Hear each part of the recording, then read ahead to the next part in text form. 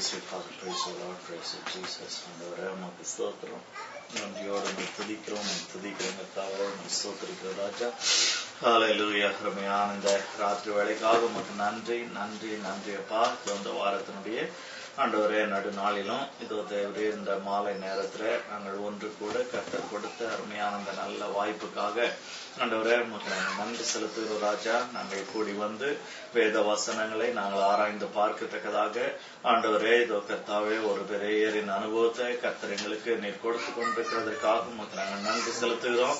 இதோ தேவரீர் ஆண்டவரே ஒருவேளை ஒவ்வொரு நாளும் நாங்கள் கூடி வரும்பொழுது ஒவ்வொரு பைபிள் ஸ்டடிக்கு நாங்கள் கூடி வரும்பொழுது ஆண்டவரே இதோ கர்த்தாவே எங்களுக்கு அநேக காரியங்கள் இன்னும் கூட புரியாமல் இருக்கலாம். இதோ கர்த்தாவே அநேக காரியங்கள் இதோ தேவரீர் எங்களுக்கு இது எப்படி என்று சொல்லி எங்களுக்கு ஒரு கேள்விக்குறியாக இருக்கலாம்.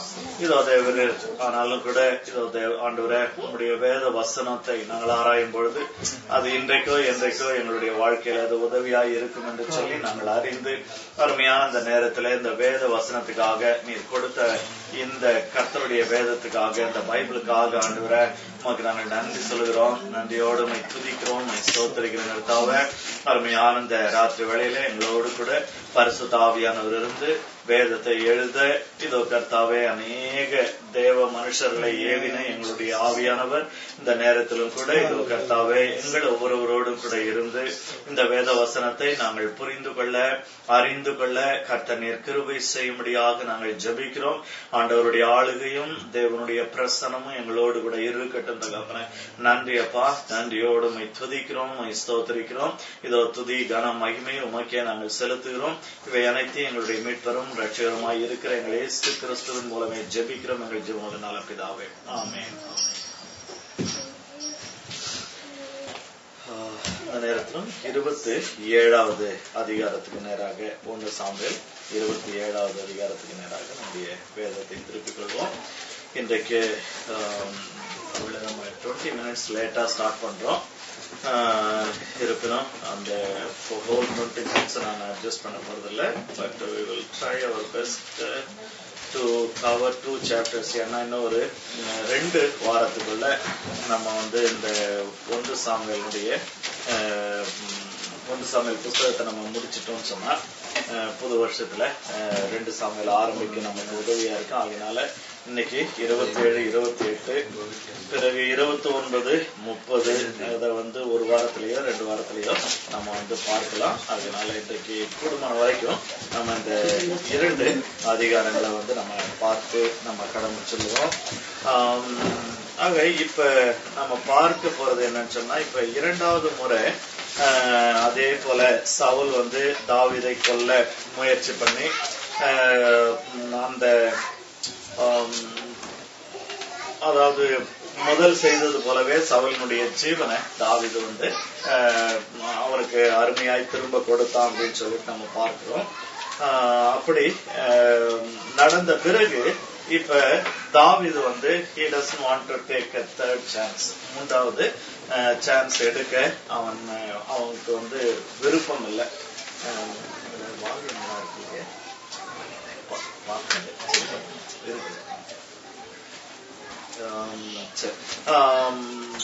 அப்ப 3வது அவனுக்கு ஒரு சான்ஸ் எடுக்க அவனுக்கு விருப்பம் இல்லை. இப்ப இந்த நேரத்துல அவனுடைய சூழ்நிலை என்னன்னு சொன்னா அந்த ஹோல் இஸ்ரேல்ல அவனால இருக்க முடியாத ஒரு நிலைமை. ஏன்னு சொன்னா யூசுவலி நார்த்ல வந்து அவனுக்கு வேலை கிடையாது, அங்க போக முடியாது. அங்க போனாலும் வந்து சவுல் வந்து சுலபமா கண்டுபிடிக்கலாம், முடியாத காரியம்னு ஒண்ணும் இல்லை. அட் த சேம் டைம் இந்த சவுத்ல இருக்கும் பொழுது அதுல வந்து விசேஷமா அவன் ஒருவேளை கம்ஃபர்டபுளா இருக்கலாம்னு சொன்னா அவனுடைய அந்த ஜூடா ட்ரைப் யூத கோத்திரத்தார் மத்தியில வந்து அவன் வந்து கொஞ்சம் கம்ஃபர்டபுளா இருக்கலாம். பிரச்சனை என்ன, 2 முறை இவங்க ஆளுங்களே என்ன செய்துட்டாங்க, சவுல் கிட்ட போயிட்டு இவன் எங்க இருக்கான்னு சொல்லி கொடுத்துட்டாங்க. சோ இப்ப என்னன்னு சொன்னா எல்லாமே 2 சான்ஸ், இங்க 2 அங்க 2ன்னு வந்தது. ஆக இப்ப இஸ்ரேல்ல இருக்க முடியாது, அதே போல யூதாவிலும் இருக்க முடியாதுன்ற ஒரு நிலைமை.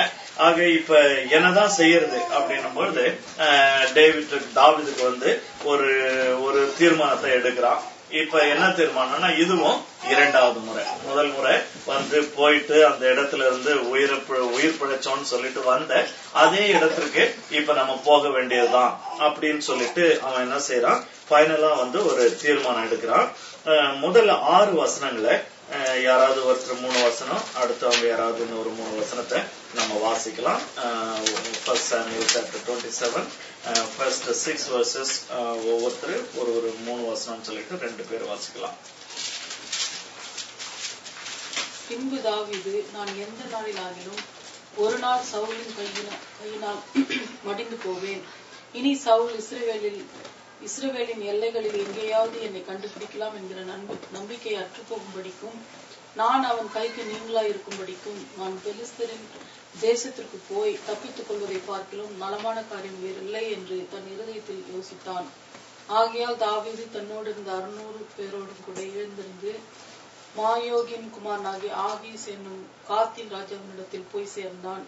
அங்கே தாவீதும் அவன் மனுஷரும் அவரவர் வீட்டாரும் தாவீதோடு கூட அவன் 2 மனைவிகளாகிய இஸ்ரேல் ஊராளாகிய அகினோவாமும் நாபாலின் மனைவியா இருந்த கர்மேல் ஊராளாகிய அபிகாயிலும் காத் பட்டணத்தில் ஆகீஸ் இடத்தில் தங்கியிருந்தார்கள்.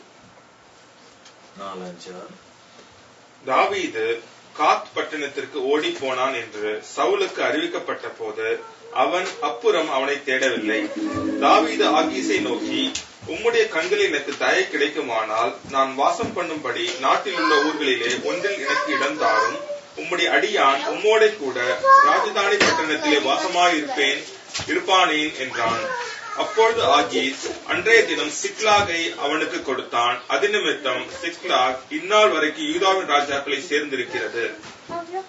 சரி, இப்ப இதுல என்ன பாக்குறோம்னு சொன்னா, ஏற்கனவே அவன் போய் இருந்த அந்த ஆகீஸ் என்கிற அந்த ராஜாவின் இடத்துல அவன் என்ன செய்யறான், வேற வழியே இல்லாம அவனுக்கு திரும்ப போக வேண்டியதா இருந்தது.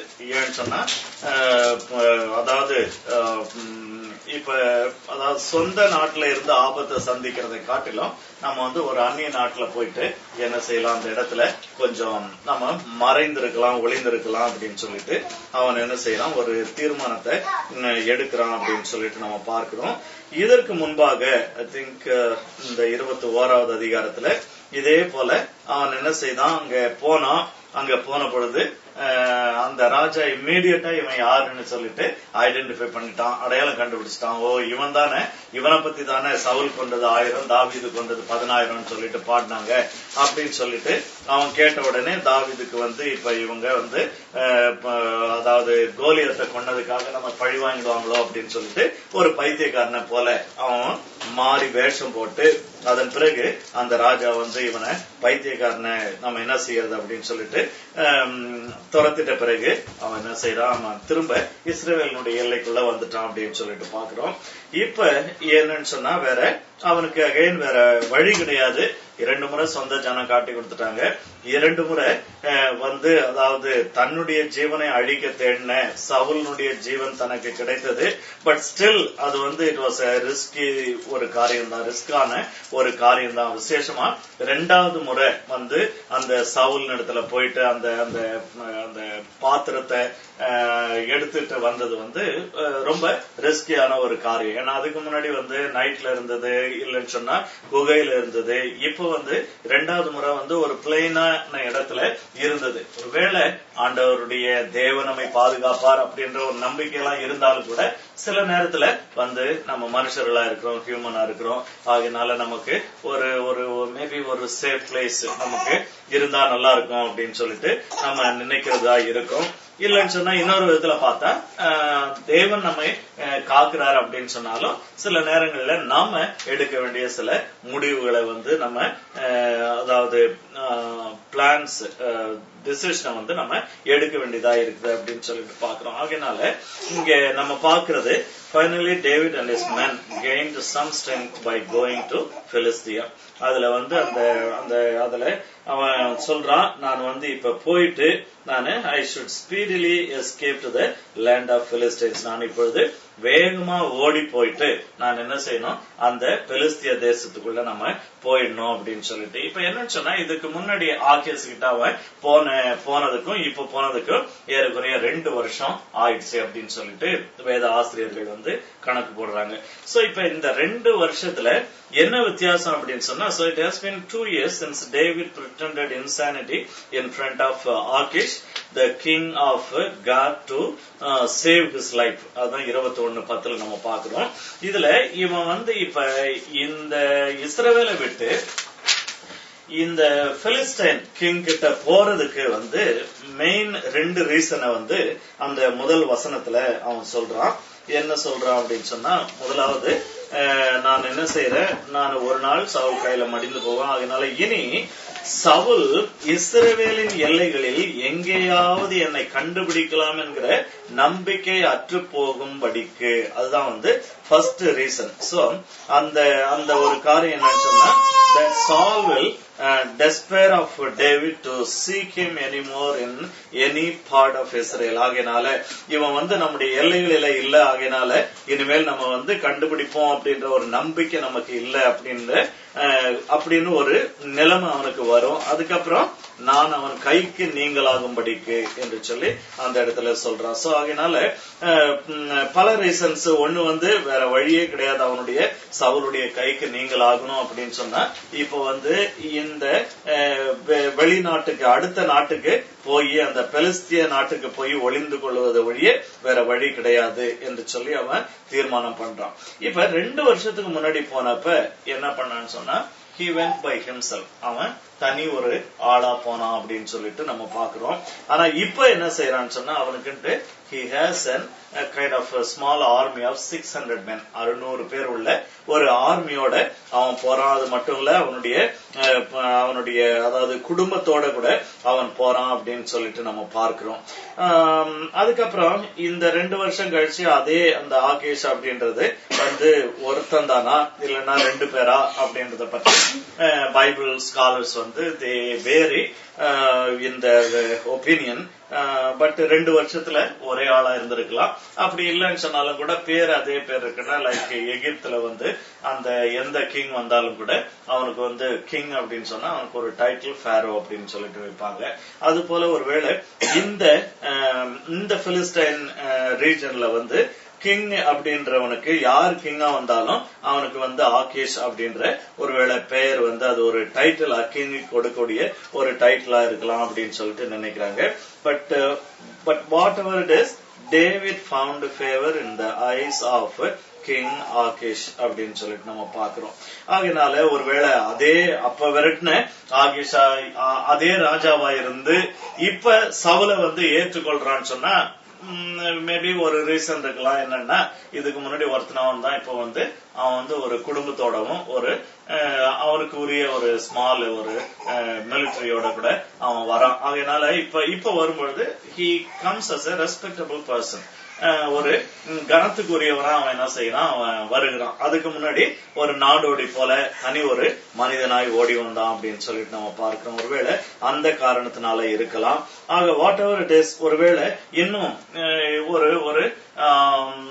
ஒரு அதாவது ஒரு ஈகோயிஸ்டிக் ரீசன், அதாவது ஒரு பர்சனல் ரீசனுக்காக கூட இருக்கலாம். என்னன்னு சொன்னா, இவன் வந்து இப்ப இஸ்ரவேலினுடைய தலைவனா இருக்க வேண்டியவன் இப்ப வந்து இஸ்ரேல் நமக்கு எதிரியா இருக்கிறாங்க. இப்ப இஸ்ரேல்ல இருந்து ஒருத்தன் நமக்கு வந்து இவ்வளவு பெரிய 600 பேரு 600 பீப்புள் ஆர்மியோட கூட பெருசு இல்ல, சின்ன ஆர்மி தான், இதோட கூட நம்ம இடத்துல வந்து இருக்கிறான் அப்படின்னு சொன்னா, இது வந்து நமக்கு ஒருவேளை எதிர்காலத்துல இஸ்ரவேலோட கூட நம்ம யுத்தத்துக்கு போகும்பொழுதோ பிரச்சனை வரும்பொழுதோ நமக்கு உதவியா இருக்கும் அப்படின்னு சொல்லிட்டு அவன் வந்து நினைச்சிருக்கலாம் அப்படின்னு சொல்லிட்டு நினைக்கிறாங்க. ஆகையினால இந்த இடத்துல நம்ம மொத்தத்துல பாக்குறது என்னன்னு சொன்னா, அந்த 4 வசனத்துல இவன் வந்து அந்த பெலிஸ்தியாவுக்கு போறான். பிறகு he found favor in the eyes of the king. அதுக்கப்புறம் 4வது வசனத்துல நம்ம பார்க்கிறோம், Saul stopped seeking for David. தாவீதை வந்து தேடுவதை அவன் வந்து விட்டுடுறான் அப்படின்னு சொல்லிட்டு பாக்குறோம். அதுக்கப்புறம் 5, 6 அந்த வசனங்களில நம்ம வாசித்தோம். தாவீது ஆகீசை நோக்கி, உம்முடைய கண்களில் எனக்கு தயை கிடைக்குமானால் நான் வாசம் பண்ணும்படி நாட்டில் உள்ள ஊர்களிலே ஒன்றில் எனக்கு இடம் தாரும் என்று சொல்லி அந்த இடத்துல சொல்றான். அதாவது தமிழ்ல இங்கிலீஷ்ல பார்க்கும்போது எங்களுக்கு வந்து ஒரு பிளேஸ் அப்படின்னு சொல்லிட்டு ஒருவேளை அவன் சொல்லுவதை போல நினைக்கலாம். and give me a place in some town in the country that I may dwell there. ஆனா இதுல என்ன பார்க்கிறோம் சொன்னா 6வது வசனத்துல அங்க நம்ம பார்க்கிறது, so Achish gave him Ziklag that day. Therefore Ziklag has belonged to the kings of Judah to this day. இந்த நாள் வரைக்கும் அது வந்து இவர்களுக்கு சொந்தம். அதாவது என்னன்னு சொன்னா அந்த நாட்கள்ல வந்து இப்படி அதாவது ஒரு ஒரு மதிக்கக்கூடிய அளவுக்கு யாரோ ஒருத்தவங்க ஒரு கூட்டத்தார் வராங்க அப்படின்னு சொன்னா அவங்களுக்கு என்ன செய்வாங்க, அப்பான் தேர் ரெக்வெஸ்ட் இல்லைன்னு சொன்னா இவங்க குட் வில் என்ன செய்வாங்க, அவங்களுக்கு ஒரு சர்டன் ஏரியாவை ஒரு பகுதியை வந்து பிரிச்சு கொடுத்துட்டு, நீ இந்த ஏரியாவை இது வந்து உனக்கு சொந்தம், நீ என்ன நினைக்கிறியோ அது மாதிரி செய்ய, நீ தனி நாடு கிடையாது, ஆனா என்ன செய்வ, ஏறக்குறைய தனி நாடு மாதிரியே இருப்ப. நம்ம தமிழ்நாட்டுல வந்து குறுநில மன்னர்கள் அப்படின்னு சொல்லிட்டு சொல்லுவாங்க. ஏன்னு சொன்னா இப்ப சேரா அதாவது சோழ நாடு இருக்கு, இல்ல பாண்டிய நாடு இருக்கு. இது வந்து இட்ஸ் பெரிய கிங்டம். அந்த அதுக்கு உள்ள என்ன செய்வாங்கன்னு சொன்னா அங்கங்க சின்ன சின்ன குட்டி ராஜாக்கள் இருப்பாங்க. இப்ப இந்த பல்லவ ராஜாக்கள் ஆண்ட இந்த சென்னை, அப்புறம் அந்த வடார்காடு, அந்த வேலூர் அந்த பகுதிகளில் அங்கங்க ஒரு சின்ன சின்ன ராஜாக்கள் இருந்தாங்க அப்படின்னு சொல்லிட்டு பாக்குறோம். அது போல இந்த இடத்துல இது வந்து இட்ஸ் லைக் அந்த அதற்கு ஒத்தார் போல இங்க என்ன செய்யறாங்க, அந்த ஒரு குறிப்பிட்ட இடத்தை கொடுக்கிறாங்க. So in fact David asked for a land to be his possession. தானே வைத்துக் கொள்ளும்படியாக a feudal land which would make him a feudal lord over that area. அந்த பகுதிக்கு அவன் வந்து அதாவது நம்ம ஊர்ல வந்து அதாவது பண்ண அப்படின்னு சொல்லிட்டு சொல்லுவாங்க. அது ஒரு குறிப்பிட்ட ஏரியாவுக்கு அந்த ஆள் வந்து ஒரு இன்சார்ஜ் ஆகினால அந்த ஆள் தான் தலைவர். ஒருவேளை இன்னொரு மேல ராஜா இருந்தாலும் கூட அந்த இடத்தை பொறுத்த வரைக்கும் அவன் தான் வந்து ஆட்சி செய்கிறவன் அப்படின்னு சொல்லிட்டு நம்ம பாக்குறோம். ஆக அது போல இந்த இடத்துலயும் இந்த தாவீது வந்து அந்த சிக்லாக் அப்படின்ற அந்த இடத்திற்கு அவன் வந்து தலைவனானான்னு சொல்லிட்டு பாக்குறோம். அந்த நாள் முதற்கொண்டு பிற்காலத்துல பல காலம் வரைக்கும் இந்த சிக்லாக் வந்து அது இஸ்ரவேலுக்கு சொந்தமா இருந்தது. ஒருவேளை இங்க பக்கத்துல இருக்கிற நீங்க அந்த மேப்ப பாப்பீங்கன்னு சொன்னா அதுல வந்து அந்த சிக்லாக் ஆக்சுவலா எக்ஸாக்டா எந்த இடத்துல இருக்குது அப்படின்னு சொல்லிட்டு இந்த மேப்ல வந்து கொஸ்டின் மார்க் போட்டு வச்சிருக்காங்க. பட் நான் மற்ற மேப்புங்கெல்லாம் நான் செக் பண்ண பொழுது ஏறக்குறைய இதே இடத்து தான் அந்த இடத்துல காட்டுறாங்க. ஆக இங்க கீழே இருந்து அதாவது லெப்ட் சைட்ல கீழே இருந்து சிக்லாக் அப்படின்றது. ஸோ இப்ப இந்த ஒயிட் வந்து யூதா அதாவது இஸ்ரேல், அதுக்கப்புறம் இந்த கிரே வந்து பிலிஸ்டைன் அப்படின்னு சொல்லிட்டு நம்ம பாக்குறோம். இட்ஸ் சோ கிளியர், இந்த இடத்துல ரொம்ப தெளிவா இருக்கு. அதனால இந்த ஒரு பார்டரிங் பிளேஸ், இந்த பெலிஸ்தியாவுக்கும் யூதாவுக்கும் ஒரு எல்லையில இருக்கக்கூடிய அந்த ஊரை அவன் கேட்டு வாங்கினா, அந்த ஊர் அவனுக்கு கொடுக்கப்பட்டது என்று சொல்லி அந்த இடத்துல பாக்குறோம். அதனால இது வந்து தாவீதுக்கு நல்ல ஒரு ஸ்ட்ராட்டஜிக் பிளேஸா இருந்தது. காரணம் என்னன்னு சொன்னா, ஒண்ணு வந்து எல்லை வந்து அதாவது பெலிஸ்தியருடைய எல்லை, ஆனா அதே நேரத்துல அவனுக்கு வந்து அந்த பக்கத்துல இருந்து யூதாவில இருந்து என்ன நடக்குது அப்படின்ட்டு சில விஷயங்களை வாங்கவோ இங்க இருந்து ஆட்களை அனுப்பவோ அவனுக்கு வந்து உதவியா இருந்திருக்கும் அப்படின்னு சொல்லிட்டு நினைக்கிறோம். ஆக ஒருவேளை ராஜா இதை கொடுத்திருந்தாலும் இட்ஸ் எ காட்ஸ் பிளான், ஆண்டவருடைய ஒரு திட்டம். ஆகையினால அவனுக்கு அந்த ஒரு இடம் கிடைத்தது என்று சொல்லி இந்த இடத்துல நம்ம பார்க்கிறோம். அதுக்கப்புறம் 7, 8 2 வசனங்களை வாசிப்போம். 7வது வசனம் 8வது வசனம். தாவீது பெலிஸ்தரின் நாட்டிலே 1 வருஷமும் 4 மாதமும் குடியிருந்தான்.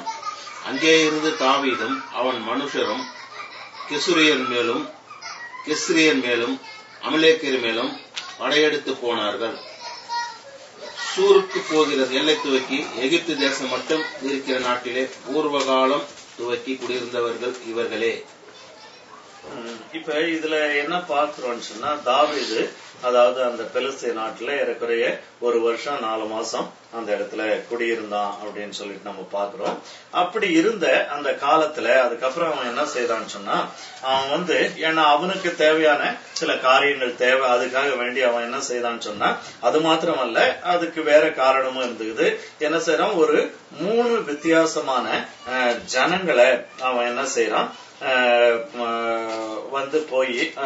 போய் அந்த ஜனங்கள் இருக்கக்கூடிய அந்த இடத்தை அவன் கொள்ளையடித்து கொண்டு அந்த இடத்துல உள்ள ஜனங்களை எல்லாம் அவன் கொன்று போடுகிறான் அப்படின்னு சொல்லிட்டு நம்ம பாக்குறோம். அதுல 3 ஜனம் என்னன்னு சொன்னா, கெசூரியர் என்கிற ஒரு ஜனம், அப்புறம் கெஸ்ரியர் என்று சொல்லி ஒரு ஜனம், அதுக்கப்புறம் அமலேக்கியர். நமக்கு ஃபெமிலியர் ஆனது இந்த அமலேக்கியர் அவை குறித்து நம்ம பாக்குறோம். அதாவது இவங்கெல்லாம் யார் அப்படின்னு சொன்னா, ஏற்கனவே இவங்க முதல் முறை அந்த யோசுவா கூட முதல் முறை கானான பிடிக்க வந்த பொழுது காலி செய்திருக்கப்பட வேண்டியவங்க. அப்பவே இந்த மக்களை காலி பண்ணிருக்க வேண்டியவங்க. இப்ப நம்ம இதுல இருந்து நமக்கு என்ன தெரியுது அப்படின்னு சொன்னா, தாவீது இன்னொரு தேசத்துல இருந்தாலும், தாவீது இஸ்ரவேல் தேசத்துக்கு ராஜாவாய் இல்லாம இருந்தாலும் அவன் என்ன செய்யறான்னு சொன்னா, அவனுக்கு ஒரு சென்ஸ் ஆஃப் ரெஸ்பான்சிபிலிட்டி இருக்கு, ஒரு கடமை உணர்வு அப்படின்னு சொல்லிட்டு இருக்கு. அவன் இந்த யுத்தத்தை செய்யணும்னு அவசியம் இல்லை. ஏன்னா இது ராஜாவுடைய வேலை, தலைவனுடைய இஸ்ரவேலுடைய தலைவனுடைய ஒரு வேலை. இந்த பகுதிகளை கைப்பற்ற வேண்டியதானா தாவீது என்ன செய்யறான்னு சொன்னா, அவன் தனக்கு சும்மா இருக்கிற நேரத்துல ஆண்டவருடைய சித்தத்துல என்னென்ன ஆண்டவர் செய்ய சொன்னாரு, எதை இந்த ஜனங்கள் எங்க இஸ்ரவேலர் செய்யாத விட்டாங்க, ஒருவேளை அதையெல்லாம் அவன் கணக்கு பார்த்திருப்பான். அப்படி கணக்கு பார்த்து என்ன செய்தான்னு சொன்னா, இந்த ஜனங்களை என்ன செய்யப்பட வேண்டியவர்கள், இவர்கள் அழிக்கப்பட வேண்டியவர்கள், இந்த இடம் நமக்கு சொந்தமானது, இஸ்ரவேல் தேசத்துக்கு சொந்தமானது என்று சொல்லி அவன் அறிந்து கேள்விப்பட்டிருந்திருப்பான். ஆகையினால அந்த இடத்துல போயிட்டு அவன் என்ன செய்யறான், அந்த பகுதிகளை அவன் அதாவது படையெடுத்து போறான் அப்படின்னு சொல்லிட்டு நம்ம பாக்குறோம். So while David was in the land of Philistines, he attacked some remains of the devoted nations. Devoted nations னா இஸ்ரவேலர் அதை கவனம் செலுத்தி அதை சுதந்திரிக்க வேண்டிய தேசங்கள் என்று சொல்லி பார்க்கிறோம். The people of the land that David raided were long before doomed to destruction. So these are the lands located in the east and the south towards the Egyptian border. This could be very well identified as the present day Gaza Strip. இன்றைக்கு அதாவது இப்பொழுது இருக்கக்கூடிய அந்த இஸ்ரேல்ல அதாவது இப்ப போற வாரத்துல கூட அந்த யுத்தம் நடந்த அந்த காசா ஸ்ட்ரிப் அந்த பகுதி, அதாவது இப்ப இந்த மேப்ல பார்த்தோம்னு சொன்னாலும் அந்த சிக்லாக்கு அப்படியே மேற்கு பக்கத்துல அந்த காசா என்று இருக்கக்கூடிய அந்த இடம், அதற்கும் ஆக்சுவலா கீழே வரணும், ஆக்சுவலா அந்த பகுதி இந்த மேப்ல காணப்படல. ஆக கீழே ஏன்னா எகிப்தினுடைய பார்டரை ஒட்டி இருக்கக்கூடியது. ஒருவேளை நீங்க கூகுள் சர்ச் பண்ணி பிரசன்ட் டே காசா ஸ்ட்ரிப் பாத்தீங்கன்னா ஏறக்குறைய இந்த இடத்தை நம்ம கண்டுபிடிக்க முடியும். ஆகையினால இந்த பகுதிகளை போயிட்டு அவன் சூறையாடி கொண்டு வருகிறான் அப்படின்னு சொல்லிட்டு நம்ம பார்க்கிறோம். ஆக அப்படி அவன் வரும்பொழுது இந்த ராஜா கேக்குறான், இன்னைக்கு எங்க போயிட்டு வந்த, எங்க போயிட்டு நீ கொள்ளையடிச்சிட்டு வந்த, எங்க போய் சூறையாடிட்டு வந்த, என்ன செஞ்ச அப்படின்னு. உடனே இவன் என்ன பண்றான்னு சொன்னா, ஏன்னு சொன்னா உண்மைய சொன்னா அவன் அந்த அந்த அந்த பெலிஸ்திய ராஜா இவனை கொன்று போட்டுருவான். ஏன்னு சொன்னா இது அவர்களுடைய ஒரு பிராந்தியத்தை தான் இவன் செய்தான், ஒரு பகுதி, அதாவது சதன் பாட்டை அவன் செய்தான் அப்படின்னு சொல்லிட்டு நம்ம பாக்குறோம். ஆகையினால இவன் என்ன சொல்லிடுறான்னு சொன்னா, இவன் வேறு இடத்தை அந்த இடத்துல அதாவது ஆகேஸ் கிட்ட சொல்றான். அந்த 9, 10வது வசனங்களிலே அதை வாசிக்கிறோம். யாராவது ஒருத்தர் படிக்க பார்ப்போம். தாவீது அந்த நாட்டை கொள்ளையடிக்கிற போது புருஷர்களையும் ஸ்திரீகளையும் உயிரோடு வைக்காமல் ஆடு மாடுகளையும் கழுதைகளையும் ஒட்டகங்களையும் வஸ்திரங்களையும் எடுத்துக்கொண்டு ஆகீசுக்கு திரும்பி வருவான். இன்று எத்திசையில் போய் கொள்ளையடித்தீர்கள் என்று ஆகீஸ் கேட்கும் போது, தாவீது யூதாவுடைய தென் திசையிலும் எராமிலேயருடைய தென் திசையிலும் கேனியருடைய தென் திசையிலும் என்பார்கள். அப்ப என்னன்னு சொன்னா, இந்த இடத்துல தாவீது ஆக்சுவலா லிட்டரலா பார்த்தா போய் தான் சொல்றான். அதனால தாவீது சொன்னபடினால நம்ம சொல்லலாம் அப்படின்னு சொல்லிட்டு இதை நம்ம எடுக்க கூடாது. ஏன்னு சொன்னா பொய் சொல்லலாமா சொல்லக்கூடாதான்னு பாக்குறதுக்கு இந்த பேசேஜ் வந்து சரியான பகுதி கிடையாது. தேவன் என்ன சொல்றாரு, இல்ல உபதேசம் என்ன சொல்லுது, இயேசு கிறிஸ்து என்ன சொல்றாரு, ஆக இதையெல்லாம் நம்ம பார்த்துதான் வந்து எடுக்கணுமே ஒழிய தாவீது சொன்ன ஆகினால நானும் சொல்றேன் அப்படின்னு சொல்லிட்டு நம்ம சொல்லுகிறவர்களாய் நம்ம இருக்க கூடாது. ஆக அந்த நாட்கள் சூழ்நிலைகள் வேற, அந்த காலங்கள் வேற, அவனுடைய பர்டிகுலர் சூழ்நிலை வேற. ஆகையினால இந்த இடத்துல அவன் சொல்றது வந்து என்னன்னு சொன்னா, இந்த இஸ்ரவேல் பக்கத்துல இருக்கக்கூடிய சில 3 பகுதிகளை அவன் வந்து சொல்றான் அப்படின்னு சொல்லிட்டு நம்ம பார்க்கிறோம். அதாவது இந்த கேனியர்கள் என்று சொல்லும் பொழுது நமக்கு நல்லா ஞாபகம் இருக்கும். ஏற்கனவே இந்த தாவீது, அதாவது 15வது அதிகாரம் 6வது வசனத்தை யாராவது படிப்போம். அதை நம்ம ஏற்கனவே பார்த்தோம். 15:6. சவுல் கேனியரை நோக்கி, நான் அமலேக்கியரோட கூட உங்களையும் வாரிக்கொள்ளாதபடிக்கு நீங்கள் அவர்கள் நடுவிலிருந்து புறப்பட்டு விலகி போங்கள். இஸ்ரவேல் எகிப்திலிருந்து வந்தபோது நீங்கள் அவர்கள் எல்லோருக்கும் தயவு செய்தீர்கள் என்றான். அப்படியே கேனியர் அமலேக்கியர் நடுவிலிருந்து விலகி போனார்கள். So இந்த கேனியர் வந்து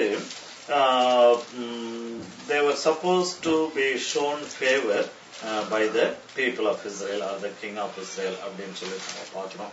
ஆகையினால இந்த ஆனா தாவீது வந்து அந்த ராஜாவுக்கு வந்து தப்பிக்கும்படியாக இந்த இடத்துல வந்து இந்த பகுதிகளை அவன் சொல்றான் அப்படின்னு சொல்லிட்டு நம்ம பார்க்கிறோம். ஆக இப்படி சொல்லிட்டு, அதாவது 11வது வசனம் சொல்லுது, David would have saved neither man nor woman alive to bring news to Gath. அதாவது இந்த காத்துக்கு வந்து இந்த ஆகீஸ் கிட்ட வந்துட்டு எங்களை இப்படி எல்லாம் இந்த தாவீது பண்ணா அப்படின்ட்டு சொல்லுவதற்கு ஆள் இல்லாதபடிக்கு எல்லாரையும் அவன் வந்து யாரையும் அவன் வந்து விட்டு வைக்கல அப்படின்னு சொல்லிட்டு, தாவீது விட்டு வைக்கலன்னு சொல்லிட்டு பாக்குறாங்க. அங்க இருந்த காலங்களிலே இப்படியாக ஆகேசுடைய கைக்கு அவன் தப்பித்து அவன் இருந்தான் அப்படின்னு சொல்லிட்டு நம்ம பார்க்கிறோம். ஆக அதனால இந்த ஆகேசுக்கு என்னாச்சுன்னு சொன்னா அவன் மேல ஒரு பெரிய நம்பிக்கை. ஆகையினால 12வது வசனம் சொல்லுது, ஆகேஸ் தாவீதை நம்பி அவன் இஸ்ரவேலராகிய தன்னுடைய ஜனங்கள் தன்னை வெறுக்கும்படி செய்கிறான்.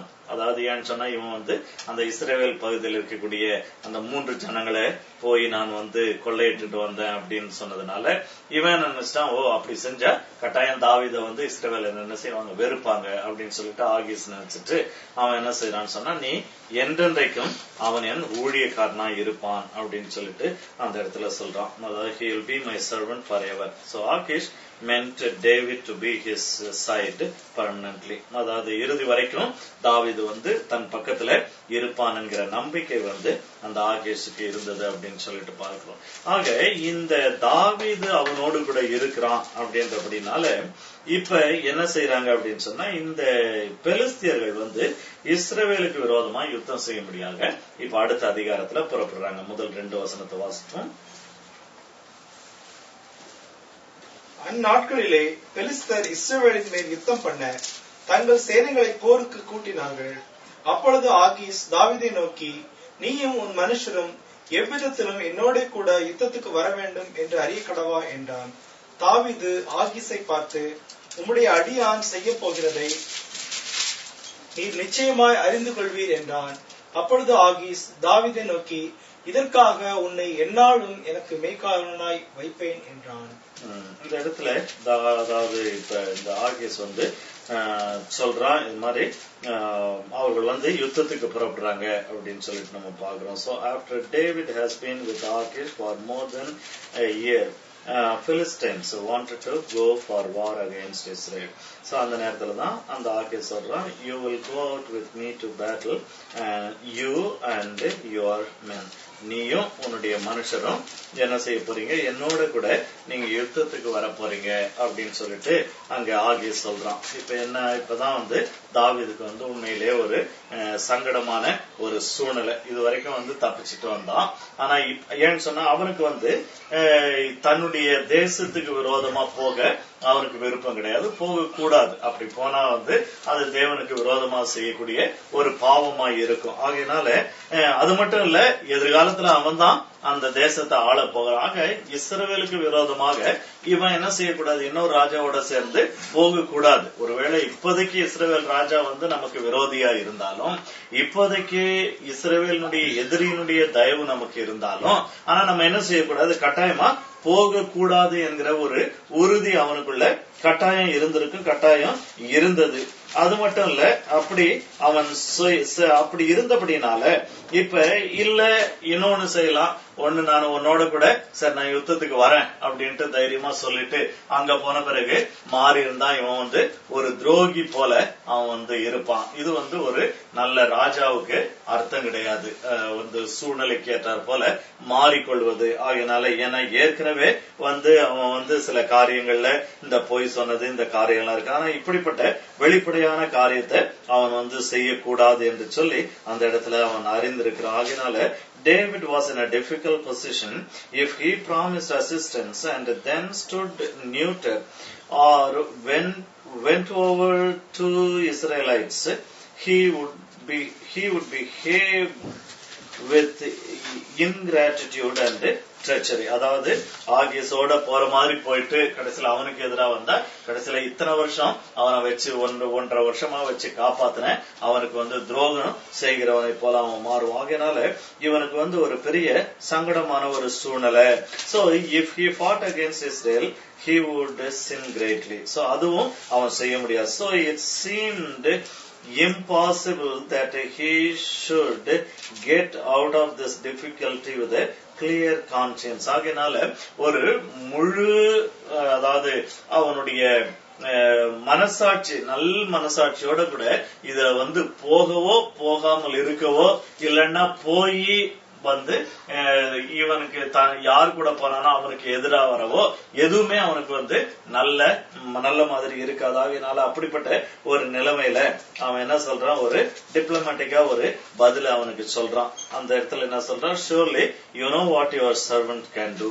அதாவது உன்னுடைய அடியான் என்ன அவங்களால செய்ய முடியும்னு சொல்வதை நீங்க அறிந்து கொள்வீர்கள் என்று சொல்லி அந்த இடத்துல சொல்றான். ஆக்சுவலா இந்த சென்டென்ஸுக்கு ஒரு உண்மையாக ஒரு அர்த்தம் இருக்குதா என்னன்னு சொல்லிட்டு நமக்கு தெரியல. அது மட்டும் இல்ல, இவன் ஒண்ணு சொல்றான், ஆகியஸ் என்ன நினைச்சுக்கிறான்னு சொன்னா, ஏன்னு சொன்னா அவன் இருக்கக்கூடிய இப்ப யுத்தத்துக்கு போகணும்ன்ற அந்த ஒரு வேகத்துல தாவீது இப்ப நம்மோட கூட வரான்னு சொல்லிட்டான் அப்படின்னு சொல்லிட்டு ஒருவேளை அவங்க நினைச்சிருக்கிறாங்க. ஆகையினால இங்க தாவீது என்ன சொல்றான்னு சொன்னா, அவன் ஒரு ஆம்பிகுவஸான ஒரு இப்படியும் அர்த்தம் எடுக்கலாம் அப்படியும் அர்த்தம் எடுக்கலான்ற மாதிரி ஒரு சென்டென்ஸ அவன் சொல்றான். அதாவது வரேன் அப்படின்னு ஓப்பனா சொல்லல, வரல அப்படின்னு அவன் ஓப்பனா சொல்ல, ஆனா எங்களால என்ன முடியும்ன்றத நீ கொஞ்சம் கணக்கு பண்ணி பாத்துக்கோ அப்படின்ட்டு சொல்றான். அப்ப கணக்கு பண்ணி பாத்துக்கோ அப்படின்னு சொன்னா என்னால முடியும் அப்படின்னு சொல்றானா, இல்ல நாங்க யுத்தத்துக்கு உன் கூட வந்தா எங்களால உனக்கு உதவி செய்யக்கூடிய திராணி எல்லாம் எங்களுக்கு இல்ல அப்படின்னு சொல்றானா, ரெண்டுமே புரியாத ஒரு காரியமா இருக்குது அப்படின்னு சொல்லிட்டு நம்ம பாக்குறோம். ஓகே, இது இங்க இந்த அதாவது பெலிஸ்தியா சைடுல இப்படியே இருக்க, அந்த பக்கம் என்ன நடக்குது அப்படின்னு சொன்னா, இப்ப சவுலும் அவனுடைய மனுஷர்களும் என்ன செய்யறாங்க, அவர்களும் யுத்தத்துக்கு அங்க புறப்படுறாங்க. அப்படி அங்க யுத்தத்துக்கு அவர்கள் புறப்பட்டு என்ன செய்யறாங்கன்னு சொன்னா, 4வது வசனத்தை யாராவது ஒருத்தர் படிப்போம். பெலிஸ்தர் கூடி சூனேமிலே பாளையம் இறங்கினார்கள். சவுலும் இஸ்ரவேலர் எல்லாரையும் கூட்டினான். அவர்கள் கில்போவாவிலே பாளையம் இறங்கினார்கள். இப்ப இவங்க 2 பேரும் இப்ப அதாவது பெலிஸ்தியர் அவங்க ஒரு கேம்ப் போட்டிருக்காங்க. அந்த பக்கம் இஸ்ரவேலர் கில்போவாவில கேம்ப் பண்ணிருக்காங்க. அப்படி கேம்ப் பண்ணிட்டு இப்ப என்ன சூழ்நிலை அப்படின்னு சொன்னா, சவுலுக்கு பெலிஸ்தியரை பார்க்கும் பொழுது இவனுக்கு ஒரு பெரிய பயமா இருந்தது அப்படின்னு சொல்லிட்டு அடுத்த வசனத்துல பார்க்கிறோம். பெலிஸ்தியரின் பாளையத்தை கண்ட பொழுது பயந்தான் அப்படின்னு சொல்லிட்டு பார்க்கிறோம். ஏன்னா இதுவரைக்கும் சவுல் நேரடியா ஒரு பெலிஸ்தியருக்கு எதிராக யுத்தத்தை நடத்தினதே கிடையாது. ஒரு கட்டத்துல அவனுடைய மகன் செய்தான், இன்னொரு கட்டத்துல தாவீது செய்திருக்கிறான். ஆக இந்த முறை அவனுக்கு வேற வழியே கிடையாது. இப்ப இன்னொரு பெரிய பிரச்சனை என்னன்னு சொன்னா, அவனோட கூட இருந்து அவனை உற்சாகப்படுத்தவோ போகாதன்னு சொல்லவோ அவனுக்கு ஆதரவு கொடுக்கவோ எதிர்ப்பு தெரிவிக்கவோ இருந்த சாமுவேலும் இல்லாம போயிட்டான். ஆக இந்த ஒரு சூழ்நிலையில தான் இப்ப சவுலுக்கு ஒரு பயங்கர ஒரு பயம் வந்துருது அப்படின்னு சொல்லிட்டு அந்த இடத்துல பார்க்கிறோம். ஆக அவன் இருதயம் மிகவும் தத்தளித்து கொண்டிருந்தது என்று சொல்லி 5வது வசனத்துல நம்ம பார்க்கிறோம். ஆக இப்ப 6வது வசனத்தை யாராவது ஒருத்தர் வாசிங்க. சவுல் கர்த்தரிடத்தில் விசாரிக்கும் போது கர்த்தர் அவனுக்கு சொப்பனங்களிலாவது ஊரிமினாலாவது தீர்க்கதரிசியினாலாவது மறு உத்தரவு அருளவில்லை. அதாவது இதுல இன்னொன்னு என்ன சொல்லலாம் அப்படின்னு சொன்னா, அவனுக்கு ஆக்சுவலா அந்த ஆப்பர்ச்சுனிட்டி இல்ல. தீர்க்கதரிசி யாரு? சாமுவேல். தீர்க்கதரிசி இல்ல. வேற யார் தீர்க்கதரிசி இருக்கிறாங்க அப்படி அதை பற்றிய டீடைல்ஸ் இந்த இடத்துல சொல்லப்படல. இன்னொன்னு அதாவது அந்த ஊரிம் தும்மீம் என்கிற அந்த லாட் போடக்கூடிய, ஏன்னா அது ஒண்ணுதான் ஆண்டவர் அனுமதிச்ச ஒன்று. அதாவது ஆசாரியர்கள் அதை தங்களுடைய கையில வச்சிருப்பாங்க. அவங்க என்ன செய்வாங்க, அந்த லாட் போடுவாங்க. சோ அதன்படி 1 2 அப்படின்ற மாதிரி அவங்க முடிவு பண்ணுவாங்க. மற்றபடி வேற எந்த விதத்திலும் கர்த்தருடைய சித்தத்தை அவங்க செய்ய கண்டுபிடிக்க கூடாது, கண்டுபிடிக்க முடியாது. இல்லைன்னு சொன்னா சொப்பனங்களின் மூலமா வரும். ஆக இது எல்லாமே தேவனிடத்திலிருந்து வரக்கூடிய ஒரு காரியங்கள். இப்ப பிரச்சனை என்னன்னு சொன்னா, இந்த சொப்பனம் காண்கிறவர்கள் யாரும் இல்ல, தீர்க்கதரிசியும் யாரும் இருக்கிற மாதிரி தெரியல. இந்த ஊரிமனால பாக்குறதுக்கு அது ஒரு பிரீஸ்டனுடைய வேலை, அது ஒரு ஆசாரியனுடைய வேலை. ஆனா இவன் என்ன பண்ணிட்டான், ஆசாரியர்கள்லாம் கொண்டு போட்டான். இப்ப அங்க அந்த தேவனுடைய ஆசரிப்பு கூடாரத்துல இப்ப யாராவது ஆசாரியர்கள் இருக்கிறாங்களா இல்லையா, அபிஷியலா இருந்த எல்லாரையும் கொண்டு போட்டுட்டான் அப்படின்னு சொல்லிட்டு நம்ம பாக்குறோம். அதனால இப்ப அந்த கொண்டு போட்டவங்கள ஒருவேளை அவங்களோட கூட இது எங்கேயாவது போயிட்டு இருந்திருக்கலாம். இல்லன்னு சொன்னா எப்படியோ இல்ல, அது ஆக்சுவலா தாவீது கையில இருக்கு. அந்த ஊரின் அது தாவீது கையில வந்துருச்சு. இப்ப ஏன்னா அந்த தப்பி போன ஒரு தீர்க்கதரிசி அங்க எடுத்துட்டு போயிட்டான். ஆக இவனுக்கு இப்ப ஆண்டவர் இடத்துல இருந்து பாக்குறதுக்கு கேட்கறதுக்கு ஒரு வாய்ப்பும் இல்லாம போனது. எல்லாமே இவனுக்கு நெகட்டிவா போனது அப்படின்னு சொல்லிட்டு நம்ம பார்க்கிறோம். ஆக இப்ப சவுல் என்ன செய்யறான் அப்படின்னு சொன்னா, அங்க அதாவது 7வது வசனத்தை வாசிப்போம். அப்பொழுது சவுல் தன் ஊழியக்காரரை நோக்கி, அஞ்சனம் பார்க்கிற ஒரு ஸ்திரீயை தேடுங்கள், நான் அவளிடத்தில் போய் விசாரிப்பேன் என்றான். அதற்கு அவனுடைய ஊழியக்காரர், இதோ எந்தோரிலே அஞ்சனம் பார்க்கிற ஒரு ஸ்திரீ இருக்கிறாள் என்றார்கள். இதுக்கு முன்னால 3வது வசனத்தை படிப்போம். சாமுவேல் இதற்கு முன்னமே மரித்து போனான். இஸ்ரவேலர் எல்லோரும் அவனுக்காய் துக்கம் கொண்டாடி அவன் ஊராகிய ராமாவிலே அவனை அடக்கம் பண்ணினார்கள். சவுல் அஞ்சனம் பார்க்கிறவர்களையும் குறி சொல்லுகிறவர்களையும் தேசத்தில் இராதபடிக்கு துரத்தி விட்டான். இந்த இடத்துல 3வது வசனத்துல சாமுவேல் மரித்த உடனேயே சவுல் என்ன செய்யறான், இந்த அஞ்சனம் பார்க்கிறவர்களையும் குறி சொல்லுகிறவர்களையும், அதாவது the people who practice mediums and the spirits, இத பாக்குறவங்கள ஊரை விட்டு துரத்திடுறான். பாக்குறதுக்கு நல்லா இருக்கிற மாதிரி இருக்கு இல்ல, பெரிய ஒரு சீர்திருத்த சபை, அதாவது ஆவிக்குரிய சீர்திருத்தவாதி, பெரிய ஸ்பிரிச்சுவல் ரிவைவல் ரெஃபர்மேஷனை கொண்டு வந்திருக்கிறான் அப்படின்னு சொல்லிட்டு நான் அதாவது என்ன ரீசனா இருக்கும் அப்படின்னு சொல்லிட்டு பல இடத்துல தேடி பார்த்தேன். எனக்கு தெரிஞ்சு அதுக்கு அந்த ரீசனை சொல்ல நான் அப்புறம் பிறகு அப்படியே யோசித்து பார்த்தா ஏன்னு சொன்னா, அதாவது இந்த 3வது வசனத்தையும் 7வது வசனத்தையும் நம்ம கொஞ்சம் ஒப்பிட்டு பார்க்கும் பொழுது, அங்க 7வது வசனத்துல என்ன செய்யறான்னு சொன்னா, இவனுக்கு சாமுவேலை பார்க்கணும், பார்த்து நேரடியா சாமுவேலை பார்த்தா நமக்கு ஒரு ஆலோசனை கிடைக்கும், இந்த ஆலோசனையாவது அந்த ஆலோசனையாவது ஏதாவது ஒரு ஆலோசனை கிடைக்கும். ஆனா சாமுவேல் இப்ப செத்து போயிட்டாரு. இப்ப செத்து போயிட்ட சாமுவேலை திரும்ப கொண்டு வரணும்னு சொன்னா யார்தான் வேணும்?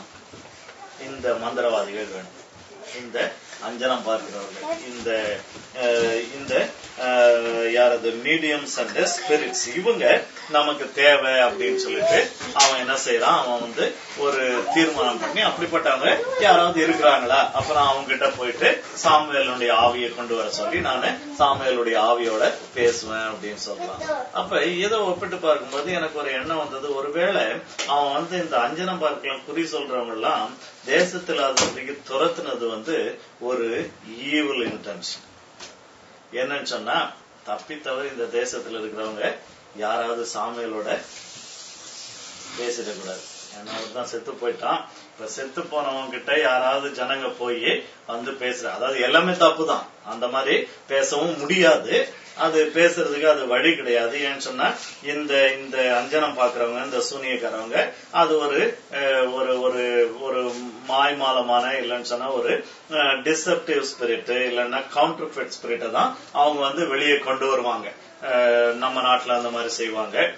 இங்க நம்ம தேசத்துல கூட அதாவது கிளின்டன் ஒரு பிரசிடென்ட் இருந்தாரு, அவர் மனைவி வந்து இந்த மாதிரி அதாவது இந்து புத்த சாமியார்களை கூப்பிட்டு யாகம் வளர்க்க வச்சு அவங்க வந்து இந்த ஆவியை, இந்த மரித்து போனவர்களுடைய ஆவியை கொண்டு வருவாங்களாம். அப்ப இந்த பிரசிடென்ட் ரோஸ்வெல்ட் அவங்களுடைய ஆவியோட, அந்த ஆவியோட இந்த அம்மா பேசிருக்காங்களாம். மகாத்மா காந்தி ஆவியோட பேசியிருக்காங்களா. அப்ப இன்னொரு முறை சொன்னானா, இயேசு கிறிஸ்து ஆவி வருது பேசுறியா அப்படின்னா நான் பேச மாட்டேன் அப்படின்னு சொல்லிட்டாலும் இந்த அந்த அம்மா. அதில் வந்து அதாவது ஆத்தன்டிக்காவே ஒரு புக்ல போட்டிருந்தாங்க, நாட் டேப்லாய்ட் நியூஸ். ஏன்னு சொன்னா அவங்க அந்த ஒயிட் ஹவுஸ்ல வந்து இந்த யாகம் எல்லாம் வளர்த்துட்டு இருந்தாங்க அந்த அந்த நாட்கள்ல. எனிவே, ஆக இங்க என்னன்னு சொன்னா, இதே போல இந்த தாவீது சவுல் வந்து என்ன பண்ணிட்டான், எல்லாரையும் வந்து ஊரை விட்டு துரத்தி போட்டுட்டான்.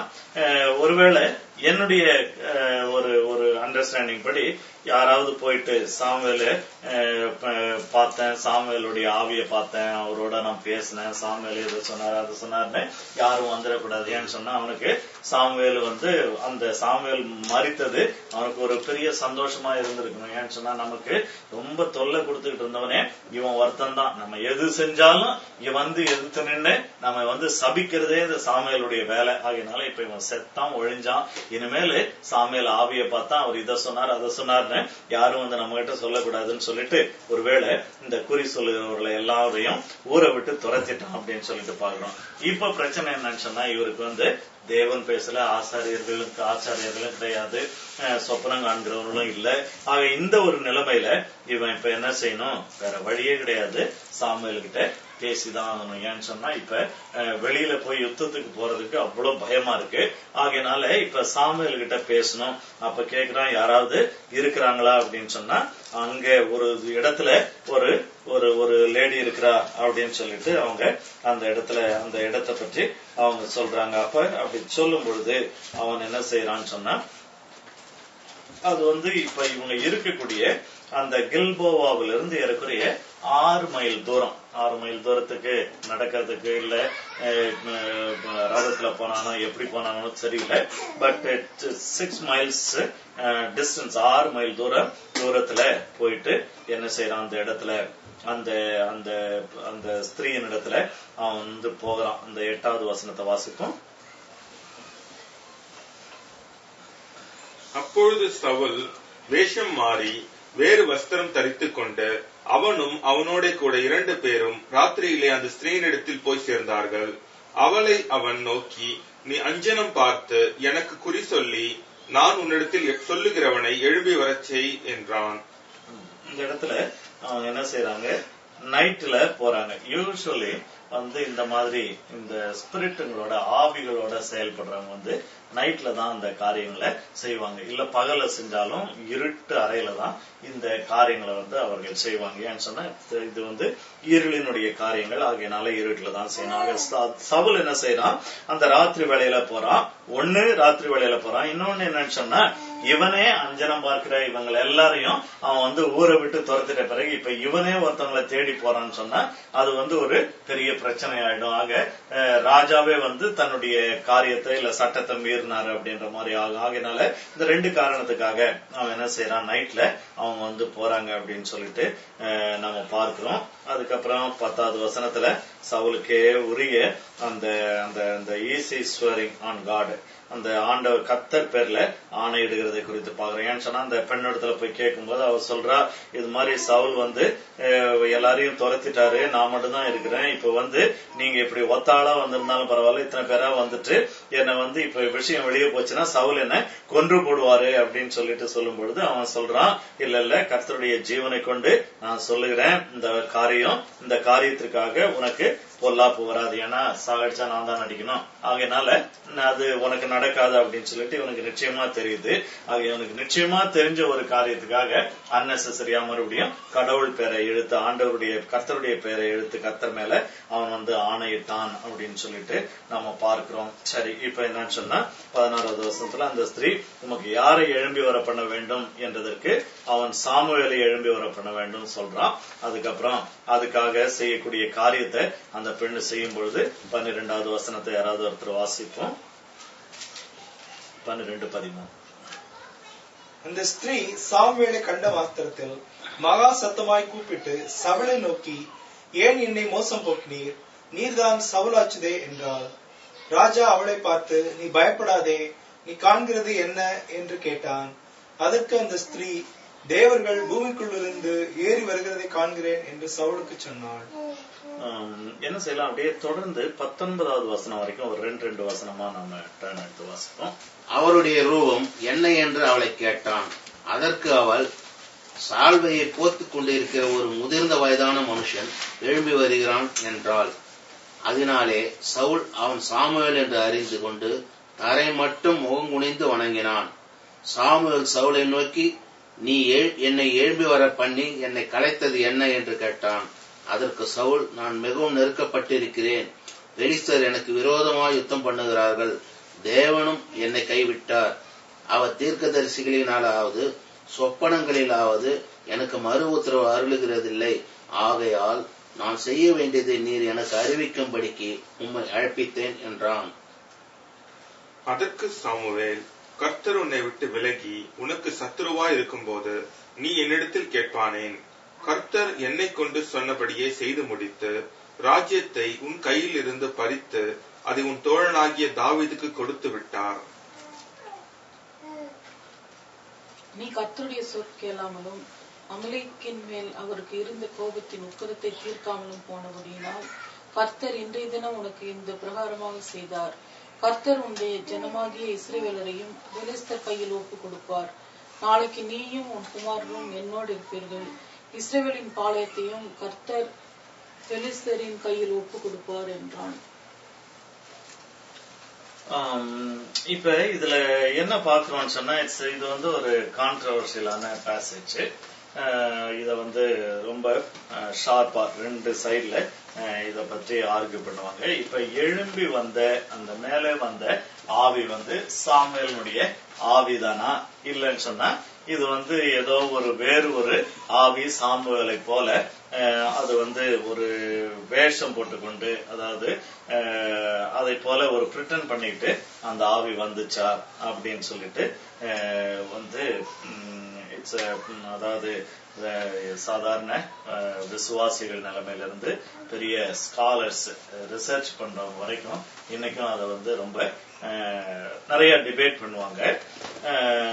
ஆனா ஒருவேளை நம்ம என்ன நினைக்கிறோம், அது உண்மையா சாமுவேல் தானா இல்லைன்னு சொன்னா அது வேற அசுத்த ஆவி ஒண்ணு சாமுவேலை போல வந்துச்சா அப்படின்னு சொல்லிட்டு ஏதாவது ஐடியா இருக்கா? நான் சொல்ல வேண்டியது சொல்றதுக்கு முன்னால இத பத்தி என்ன யோசித்துக்கிறீங்க? 2 பக்கம் சொல்லு. சாமியார் மாதிரி தான் தெரியுது, பேசுறது சாமான் மாதிரி தான் தெரியுது. ஆமா, 2 அதாவது அந்த போரை போத்திக்கிட்டு வந்த உடனே முகம் குப்புற விழுந்தா அவங்க கண்ணுக்கும் தெரிஞ்சிருக்கல, சவுலோட கண்ணுக்கும் தெரிஞ்சிருக்கல. ஆமா, அதாவது சவுல்ன்றதை விட இதுல எடுத்ததுமே அந்த ஸ்திரீ அவ அதாவது இந்த ஏன்னா அவ எத்தனையோ ஆவியை வெளியே கொண்டு வந்திருக்கா. இந்த ஒரு குறிப்பிட்ட ஆவி வெளியே வரும்பொழுது இது இவளுடைய கைக்கு தெரிஞ்ச இவளுடைய ஃபெமிலியர் ஸ்பிரிட்டுங்க இல்ல, இவளுடைய கண்ட்ரோலுக்கும் வெளியில இவ வந்து ஒரு 10 ஆவிங்களை வச்சுக்கிட்டு வேலை பண்ணிட்டு இருக்கிறான்னா இது வேற என்னவோ வித்தியாசமான ஒரு ஆவியா இருக்குதுன்னு சொல்லிட்டு இவளுக்கு தெளிவா வந்து அவளுக்கு தெரிஞ்சது. ஆகையினால அந்த இடத்துல அதுவே வந்து அவளுக்கு ஒரு ஆச்சரியம். ஏன்னு சொன்னா இது எல்லாமே வந்து இந்த நம்ம ஊர்ல இந்த மந்திரவாதிகள் அந்த சிஸ்டம் தான். அவனுங்க வந்து ஒரு சில ஸ்பிரிட்டுங்க வந்து அவன் கையில இருக்கும், அந்த அந்த அந்த ஸ்பிரிட்டுங்க வந்து அவன் வந்து என்ன செய்வான், அந்த ஏவி அனுப்புவான். அந்த ஏவி அனுப்பும் பொழுது, அதாவது ஏவல் அப்படின்னு சொன்னாலே ஒரு வேலையை ஏவி அனுப்புறது. அந்த ஆவிகளுக்கு வந்து நம்ம சொல்லணும்னு சொன்னா தே ஆர் எக்ஸிகியூட்டிவ் ஸ்பிரிட்ஸ். அவங்க வந்து இவன் சொல்ற காரியத்தை செய்து திரும்ப வரணும். அப்படி செய்யாத பட்சத்துல திரும்ப வந்தா வந்து அது மந்திரவாதிக்கே வந்து ஒரு ஆபத்தா முடியும். ஆக இந்த இடத்துலயும் கூட நம்ம என்ன பார்க்கிறோம், இதுதான் அதாவது இந்த டார்க் வேர்ல்டு வந்து இந்த பேசிஸ்ல தான் வந்து எந்த நாடா இருந்தாலும் எந்த ரிலிஜனா இருந்தாலும் வந்து அப்படித்தான் அது ஒர்க் பண்ணுதாக. இவ எடுத்த உடனேயே இவளுக்கு வந்து கிளீனா தெரிஞ்சிடுச்சு, இது வந்து அவளுடைய கண்ட்ரோல்ல இல்லாத ஏதோ ஒரு வித்தியாசமான ஒன்று நடந்துகிட்டு இருக்குது அப்படின்னு சொல்லிட்டு அவ வந்து அந்த இடத்துல அலறா. அப்ப அலரும் பொழுது இவன் சவுல் வந்து அது எப்படி இருக்குது அப்படின்னு கேட்கும்போது இது மாதிரி ஒரு சால்வையை போத்துட்டு இருந்தாங்க. அப்ப சால்வையை போத்துக்கிட்டு இருந்தா கட்டாயம் நான் வந்து எதிர்பார்க்கிறேன் அந்த சாமுவேல் தான் அப்படின்னு சொல்லிட்டு அந்த இடத்துல அவ புரிந்து கொள்ளுகிறான். அது மட்டும் இல்ல, நம்ம பின்னால பார்க்கும் பொழுது என்னன்னு சொன்னா, அதாவது 15வது வசனத்துல ஏன்னு சொன்னா, இத எழுதின தேவ மனுஷர்கள் தேவ ஆவினால ஏவப்பட்டு எழுதினாங்க. ஆகையினால இதை எழுதினவங்களுக்கு தெரியும் இது சாமுவேலுடைய ஆவியா இல்லைன்னா வேற ஆவியா என்று சொல்லி. ஆக அப்படி அவங்க அந்த வேற ஆவியா இருந்திருந்தா அந்த இடத்துல 15வது வசனத்துல 16வது வசனத்துல அந்த இடத்துல சாமுவேல் சவுலை நோக்கி இருக்கு. அப்ப அந்த ஆவி சவுலை நோக்கி அப்படின்னு இல்ல, சாமுவேல் சவுலை நோக்கி அப்படின்னு சொல்லிட்டு நம்ம பாக்குறோம். 16வது வசனத்திலையும் அதற்கு சாமுவேல் அப்படின்னு சொல்லிட்டு பாக்குறோம். அது மட்டும் இல்ல, என்ன ஏற்கனவே சாமுவேல் உயிரோடு இருக்கும்பொழுது என்னென்னலாம் சொன்னாரோ அதையே கிளீனா திரும்ப ரிப்பீட் பண்றாரு. அதுல வந்து எந்த விதத்திலும் ஒரு வித்தியாசம் கிடையாது, ஒரு சேஞ்ச் கிடையாது. ஆக அது இல்ல, அது எல்லாம் வந்து அதே போல தெளிவா இருக்கு. இன்னொன்னு சொல்லுவாங்க 19வது வசனத்துல, நாளைக்கு நீயும் உன் குமாரரும் என்னோடு இருப்பீர்கள். அதாவது provided we strongly think that David never make it to heaven. Saul வந்து பரலோகத்துக்கு போகல. அப்ப வந்து சாமுவேல் சொல்றாரு, நாளைக்கு நான் இருக்கிற இடத்துல நீ இருப்ப அப்படின்னு சொல்றாரு. அப்படின்னா இது வந்து ஒரு சாமுவேல் கிடையாது. ஏன்னா சாமுவேல் இருக்கிற இடத்துக்கு சவுல் போவான் இல்லையே அப்படின்னு சொல்லிட்டு நம்ம நினைக்கலாம். அதுல வந்து சில காரியங்கள் இருக்கு. ஒண்ணு வந்து அதாவது இந்த ஆவிகள் எல்லாம் வந்து காத்திருக்கக்கூடிய ஒரு இடம் அப்படின்னு சொல்லிட்டு ஒண்ணு இருக்கும். ஒருவேளை அந்த இடத்தை பற்றி சவுல் சொல்லியிருப்பாரு. இல்ல ரொம்பவே நம்ம கன்ஃபியூஸ் பண்ணிக்க தேவையில்லை, மரித்தவர்கள் இருக்கக்கூடிய ஒரு இடத்துல நீ வருவ, அவ்வளவுதான். சிம்பிளி அந்த ஒரு சிம்பிள் அண்டர்ஸ்டாண்டிங்ல நம்ம வந்து அதை எடுத்துக்கொள்ளலாம். ஆகையினால இதுல வந்து அதாவது 2 சைடு ஆர்குமெண்ட் பைபிள் ஸ்காலர்ஸ் எடுத்து வச்சாலும் இந்த காரியங்களினால என்ன செய்யறாங்கன்னு சொன்னா இது கட்டாயம் சாமுவேல் தான். ஓகே, இப்ப அடுத்தது என்ன பிரச்சனை அப்படின்னு சொன்னா, அப்ப சாமுவேல் சொன்னா அப்ப செத்தவங்களுடைய ஆவி இந்த மாதிரி ஸ்தானம் வந்துருமா? அப்படி வந்துரும் அப்படின்னு சொன்னா, இன்னைக்கு ஒரு சிலர் தான் சொல்றது போல நாங்க போனோம் இங்க போனோம் இவங்கள பார்த்தா அவங்கள பார்த்தேன் அப்படின்னு சொல்லிட்டு வேதத்தினுடைய முழு உபதேசத்தை எடுத்து பார்க்கும் பொழுது இந்த மரித்தவர்களுடைய ஆவி வந்து திரும்ப வந்தது, மரித்தவர்கள் திரும்ப வந்தாங்கன்னு சொன்னா எங்கெங்க யார பாக்குறோம் நம்ம பைபிள்ல? சாமுவேல் இந்த இடத்துல, அப்புறம் மோசே, எலியா, அப்கோர்ஸ் இயேசு கிறிஸ்து மரித்து உயிரோட வந்தாரு, சவுலுக்கு தரிசனமானாரு. ஈவன் 90ஸ்ல யோவானுக்கு வந்து இயேசு கிறிஸ்து முகமுகமாய் தரிசனமானாரு பாக்குறேன். ஏன்னா இயேசு கிறிஸ்து வந்து அவர் மரிப்பதற்கு மரித்த பிறகு மட்டும் இல்ல, அவர் பிறப்பதற்கு முன்னாலேயும் அவர் வந்து தரிசனமானார் அப்படின்னு சொல்லிட்டு நம்ம இயேசு கிறிஸ்துவை குறித்து பார்க்கிறோம். ஆக அவர் நித்தியமானவர், ஆகையினால அவர் வந்து கணக்குல இல்ல. ஆக அது அவர் இல்லாதபடிக்கு நம்ம பார்ப்போம்னு சொன்னா, அதாவது மோசே, எலியா, அப்புறம் இந்த இடத்துல சாமுவேல்.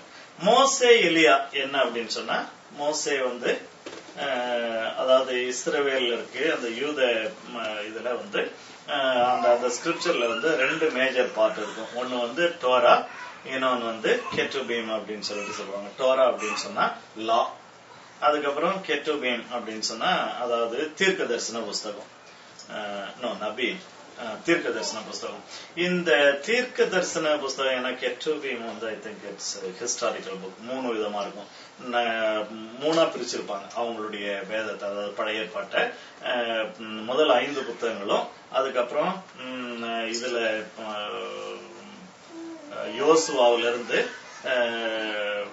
இந்த சங்கீதம், யோபு, இது எல்லாத்தையும் வரலாறு புக்ல சேர்த்திருப்பாங்க. ஐசையாவில இருந்து மல்கியா வரைக்கும் தீர்க்க தரிசனம் 3 புஸ்தகமா சேர்த்திருப்பாங்க. ஆக அவங்களுக்கு வந்து அதாவது அந்த ஒரு டிவைன் கனெக்ஷன் இருக்கக்கூடியது. ஏன்னா ஹிஸ்டரி வந்து இட்ஸ் ஹிஸ்டரி, உலக பிரகாரமா நடக்கக்கூடிய காரியம்.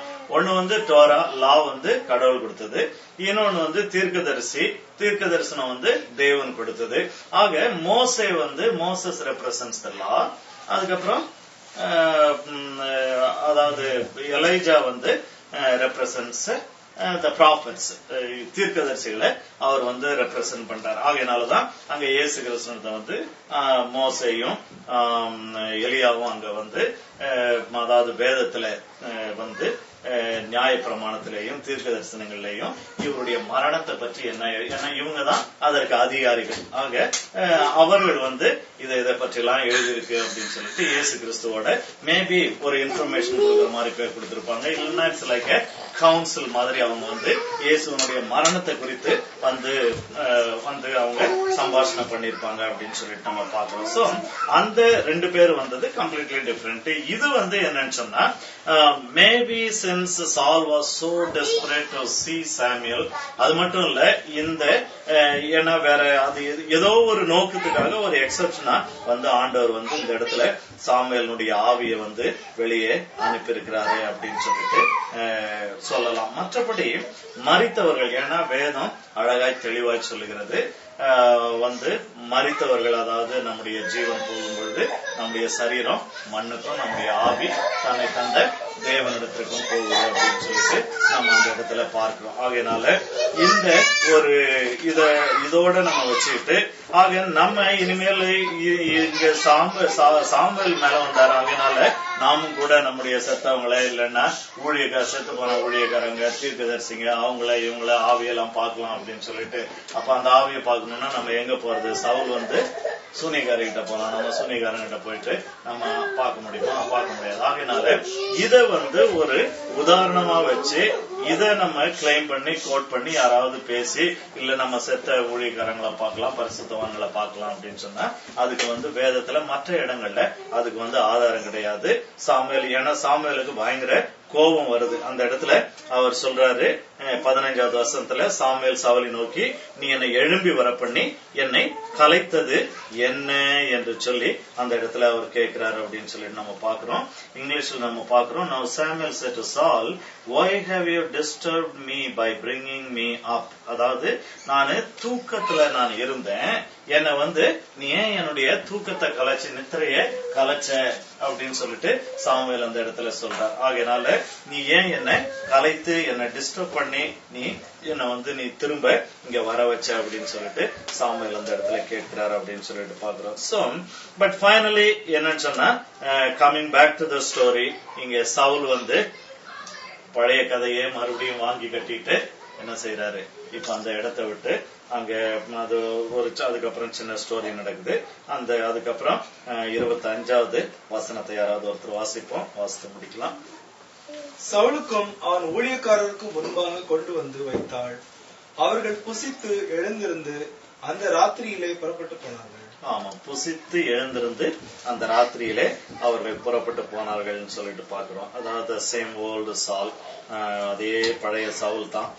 தோ terrified even to despair, he was not humble. அவன் வந்து தன்னை வந்து தாழ்த்தாமல் அவன் வந்து அந்த அந்த தாழ்த்துறது அப்படின்றது அவனுக்கு ஒன்றுமே தெரியாது அப்படின்னு சொல்லிட்டு பாக்குறான். சாமுவேலை முதல்ல பார்க்கும் பொழுது அவன் என்ன செய்யறான், முகம் குப்புற விழுந்து பணிந்து கொள்றான். அது எதுக்குன்னு சொன்னா ஒரு ஒரு பர்சனல் ரீசனுக்காக அவர் வந்து இப்ப எதையாவது நல்லது சொல்லுவாரா அப்படின்ட்டு, நல்லது சொல்ல அப்படின்ன உடனே கடைசியில அந்த இடத்துல இவங்களுடைய சம்பாஷணையை வந்து அந்த இடத்துல அப்ரப்டா முடிஞ்சிருது அப்படின்னு சொல்லிட்டு பாக்குறோம். ஆகையினால சவுல் வந்து என்ன செய்யல, he did not confess his sins, he did not offer any sacrifice, he did not presented any supplication. அதாவது ஒரு ஆண்டவரே எனக்காக நீங்க என் மேல கிருபையா இருங்கன்னு சொல்லிட்டு ஒண்ணு கேட்கல. பட் ஃபைனலி பாக்குறோம், Saul went away. Saul seems to have accepted that his death was the certain as per the word of the Lord. ஆண்டவருடைய வார்த்தையினால தன்னுடைய மரணம் வந்து நிச்சயிக்கப்பட்டது என்று சொல்லி அவன் அறிந்து போறான். ஆனா அவன் உள்ளத்துல, அவன் வாழ்க்கையில ஒரு சின்ன ஒரு எண்ணம் அவனுக்கு வந்திருக்கலாம். என்னன்னு சொன்னா, இந்த சாப மரணத்தை நான் ஏன் மாற்றிக்கொள்ளக்கூடாது,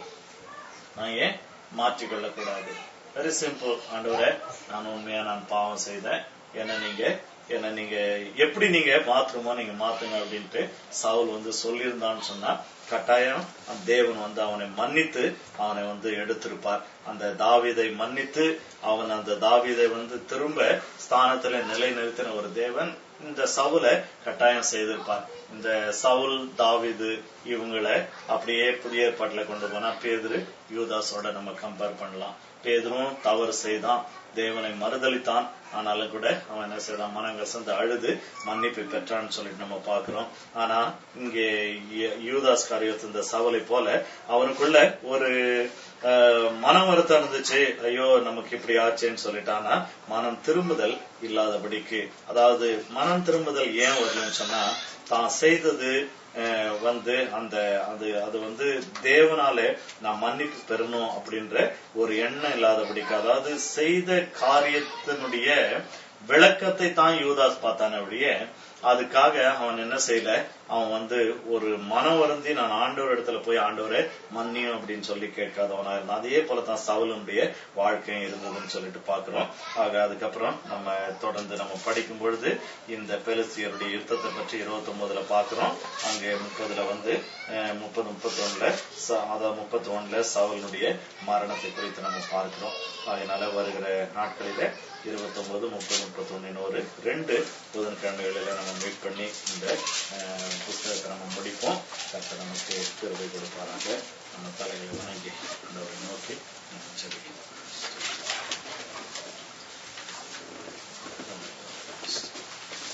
நல்ல ஆண்டவரே, அருமையான இந்த நேரத்துக்காக நன்றி. ராஜா, நாங்களும் கூட இதோ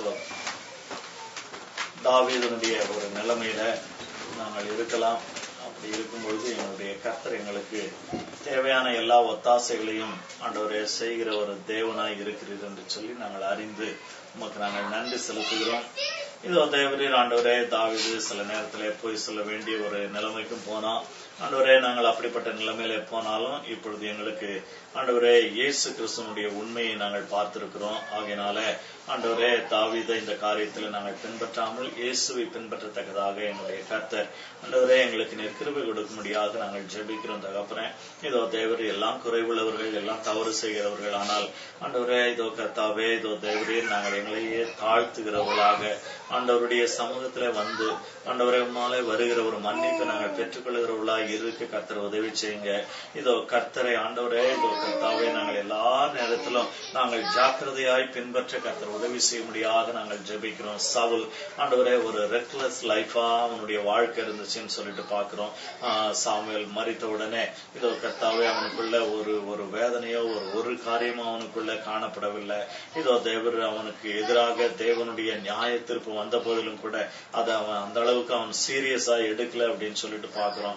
ஆனா செத்து திரும்ப வந்த அந்த சாமுவேல் திரும்பவும் அதே காரியத்தை ரீஎன்ஃபோர்ஸ் பண்ண பொழுது இதோ தேவரீர் அவன் அமைதியாய் போய்விட்டான் என்று சொல்லி நாங்கள் பார்க்கிறோம். இதோ கர்த்தாவே எங்களுடைய வாழ்க்கையில நாங்கள் எப்பொழுதும் இதோ தேவரீருடைய ஆண்டவரே கல்வாரி சிலுவை அண்டையில நாங்கள் வந்து அறிக்கையிட வேண்டியவைகளை எல்லா நேரங்களிலும் நாங்கள் அறிக்கையிட்டு மன்னிப்பை பெற்று தேவ பிள்ளைகளாய் மாற கர்த்தர் நீர் எங்களுக்கு கிருபை செய்ய முடியாத நாங்கள் ஜெபிக்கிறோம். தகப்பனே, நன்றியோடு துதிக்கிறோம், ஸ்தோத்திரிக்கிறோம். அங்கே சவுலும் கூட இதோ எப்படியாகிலும் தேவ மனுஷனை பார்க்கணும்னு சொல்லிட்டு இதோ கர்த்தாவே அந்த டார்க் போர்சஸ் மத்தியில ஒர்க் பண்றவங்க கிட்ட அவன் போனா, நாங்க அது போல எந்த விதத்திலும் நாங்கள் அப்படிப்பட்ட காரியங்களிலே, தேவனற்ற காரியங்களிலே நாங்கள் ஈடுபடாதபடிக்கு இதோ தேவரின் நாங்கள் உம்மண்டையிலே நேரடியாய் வந்து உம்மிடத்திலே நாங்கள் பதில் பெரும் வரைக்கும் நாங்கள் காத்திருக்கத்தக்கதாக கர்த்தர் எங்களுக்கு உதவி செய்யும். தொடர்ந்து கர்த்தருடைய சமூகம் எங்களோடு கூட இருந்து காத்துக்கொள்ளட்டும். எல்லா துதி கன மகிமை எல்லாவற்றையும் எங்கள் கர்த்தர் ஒருவருக்கே செலுத்துகிறோம். ஆண்டவரே, இந்த நேரத்துல மீண்டும் ஒரு விசையாக இதோ கர்த்தாவே சுதாகருடைய பெற்றோரை ஆண்டவருடைய கரத்துல ஒப்பு கொடுக்கிறோம். இதோ தேவர் இந்த முறை கடைசியாக ஆண்டவரே இந்த பைபிள் ஸ்டடியில அவர்கள் வந்து கலந்து கொள்ள கர்த்தர் கொடுத்த கிருபைக்காக நன்றி ராஜா. ஆண்டவரே, இவர்களையும் கூட இப்படிப்பட்டதான இருளின் அதிகாரத்திலிருந்து, பிசாசனுடைய கிரியைகளிலிருந்து ஆண்டவர் தாமே இவர்களை விடுவித்தீர் என்று சொல்லி நாங்கள் கேள்விப்பட்டிருக்கிறோம். சாபத்தினுடைய கட்டுகளை எல்லாம் இயேசு கிறிஸ்துவனுடைய ரத்தம் மாற்றினது என்று சொல்லி நாங்கள் பார்க்கிறோம்.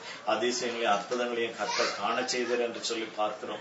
இதோ கர்த்தாவை இழந்து போனவைகளை இதோ தேவரு திரும்ப கொடுத்தீர் என்று சொல்லி நாங்கள் பார்க்கிறோம். இதோ ஆண்டவரே, நாங்களும் கூட அடுத்த அதிகாரத்துல எல்லாம் பார்க்க போகிறோம். இதோ ஆண்டவரே, அந்த சிக்லாகுல தாவீது இதோ கர்த்தாவை எல்லாவற்றையும் இழந்து போனான். கடைசியில் அந்த அதிகாரம் முடியும் பொழுது தாவீது இழந்து போன எல்லாவற்றையும் அவன் திரும்ப பெற்றுக்கொண்டான் என்று சொல்லி பார்க்கிறோம். அதுபோல இந்த குடும்பத்தை என்னுடைய கர்த்தர் எடுத்து நீர் ஆசீர்வதித்து வந்திருக்கிறீங்க.